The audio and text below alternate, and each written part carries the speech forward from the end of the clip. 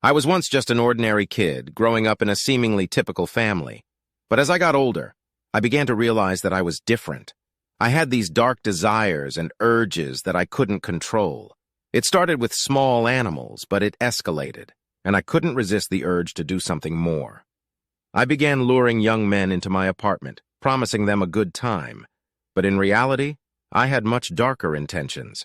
I would drug them, and when they were unconscious, I'd take advantage of their vulnerability. My compulsions drove me to commit the most unspeakable acts, and the guilt would eat away at me, but I couldn't stop. I had this twisted need to possess my victims, to make them a part of me forever. I resorted to gruesome methods to preserve their bodies and keep their memories close. I knew what I was doing was wrong, but I felt powerless to stop it. There was one murder that haunted me more than the others, etching itself deeply into my memory. It was the murder of Stephen Hicks, a hitchhiker I had picked up on a summer day.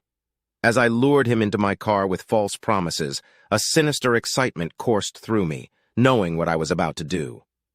We drove to a secluded spot, and I offered him a drink, which I had laced with sedatives. As he drifted into unconsciousness, I couldn't help but marvel at the sense of power I had over him. It was a twisted rush, a thrill that consumed me. But as I looked at Stephen's lifeless body, reality began to sink in. What had I done?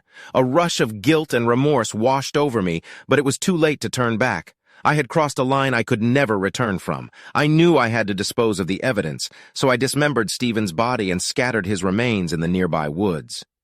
The act was both gruesome and surreal, like something out of a nightmare. Yet despite the horror of it all, I felt a strange sense of detachment, as if I was observing the scene from afar, disconnected from my actions. As the body count grew, so did the paranoia. I became terrified of being caught, of facing the consequences of my actions. I tried to cover my tracks, but eventually, the truth caught up with me.